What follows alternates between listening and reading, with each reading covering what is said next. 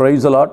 ஆண்டவரும் அருமை இரட்சகருமாகிய இயேசு கிறிஸ்துவின் நாமத்தில் நான் உங்களை வாழ்த்துகிறேன். மறுபடியுமாக கர்த்தருடைய பரிசுத்தமுள்ள சன்னிதானத்திலிருந்து கர்த்தருடைய பரிசுத்தமான வார்த்தைகள் மூலமாய் உங்களை சந்திப்பது மிகுந்த மகிழ்ச்சி. ஆண்டவருடைய கிருபையினால் கடந்த வாரத்தில் 3 காலங்கள் என்கிற தலைப்பிலே கிட்டத்தட்ட 13 காரியங்களை கொஞ்சம் அறிந்து கொள்ளும்படி தேவன் நமக்கு உதவி செய்தார்.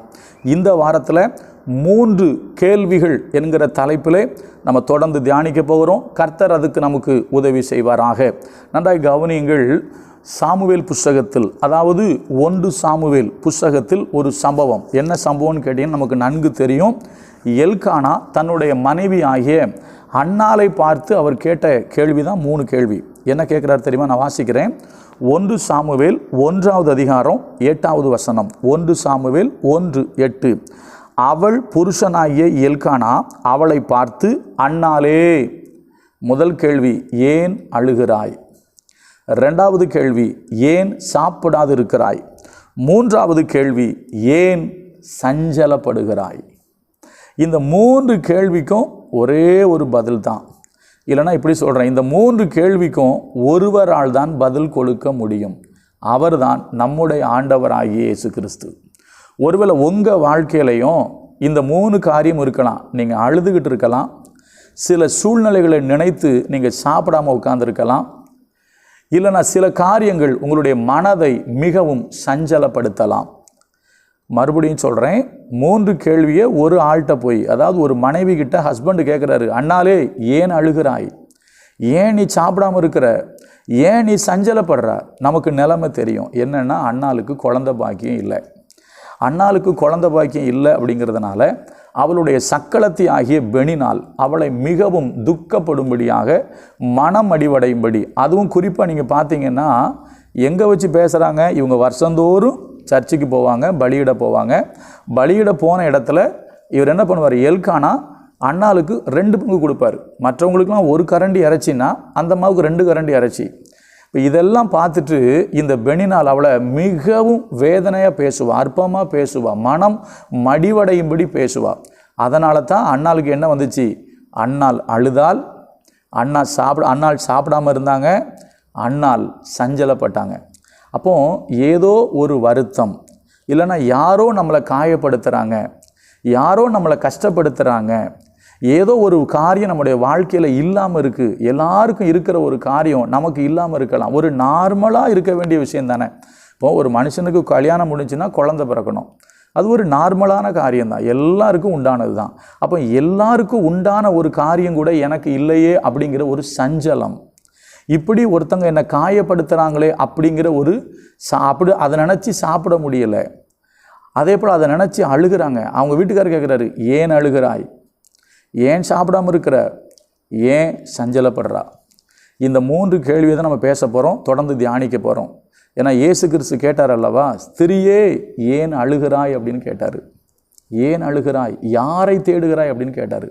இப்போ உங்களையும் என்னையும் பார்த்து கர்த்தர் சொல்கிற வார்த்தை, ஏன் அழுகிறாய்? ஏன் சாப்பிடாது இருக்கிறாய்? ஏன் சஞ்சலப்படுகிறாய்? இந்த வாரத்தில் இவைகளின் அடிப்படையில், இந்த வார்த்தையின் அடிப்படையில் நம்ம தியானிக்க போகிறோம். இப்போ பாருங்கள், இந்த அண்ணாளுடைய அழுகை, அண்ணாள் சாப்பிடாமல் இருந்த காரியம், அண்ணாளுடைய சஞ்சலம் மாறிற்று. இந்த 3 கேள்விக்கும் ஒருவர் தான் பதில். அவர் தான் நம்முடைய ஆண்டவராகிய இயேசு கிறிஸ்து. அடுத்த பக்கம் நீங்கள் படிச்சிங்க அப்படின்னா என்ன போட்டிருக்கோம், நான் வாசிக்கிறேன் பாருங்கள். 1 சாமுவேல் 1வது அதிகாரம் 18வது வசனம் என்ன போட்டிருக்கு, அப்பொழுது அவள் உம்முடைய அடியாளுக்கு உம்முடைய கண்களில் தயை கிடைக்க கடவது என்றாள். பின்பு அந்த ஸ்திரீ புறப்பட்டு போய் போஜனம் செய்தாள். அப்புறம் அவள் துக்கமுகமாய் இருக்கவில்லை. முதல்ல கேட்டார் அவங்க வீட்டுக்காரர், ஏன் சாப்பிடலன்னு சொல்லி. அவங்க சாப்பிடாம இருந்தாங்க, இப்போ அவங்க சாப்பிட்றாங்க. முதல்ல அவங்க அழுதாங்க, இப்போ அவங்க அழலை. முதல்ல அவங்க சஞ்சலப்பட்டுட்டு இருந்தாங்க, இப்போ அவங்க சஞ்சலப்படலை.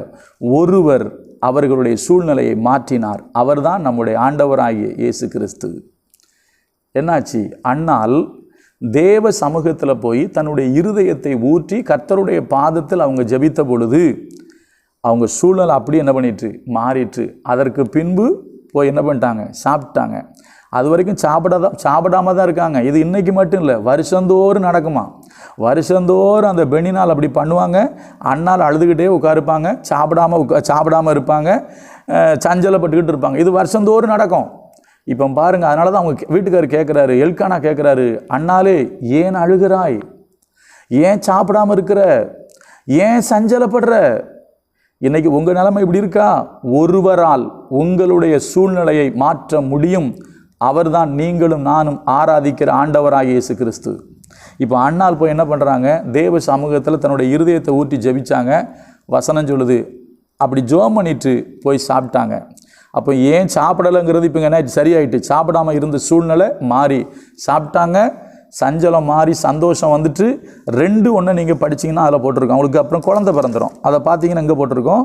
அதுக்கப்புறம் அப்பொழுது அண்ணாள் ஜெபம் பண்ணி, என் இருதயம் கர்த்தருக்குள் களி கூறுகிறது, என் கொம்பு கர்த்தருக்குள் உயர்ந்திருக்கிறது, என் பகஞ்சரின் மேல் என் வாய் திறந்திருக்கிறது, உம்முடைய ரட்சிப்பினால் சந்தோஷப்படுறேன்.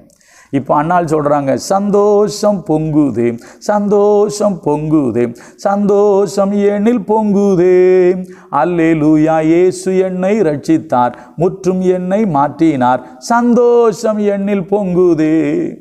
அவங்க சஞ்சலம் சந்தோஷமாக மாறிட்டு. மறுபடியும் சொல்கிறேன், நாளைக்கு இதன் அடிப்படையில் தான் தியானிக்க போகிறோம்.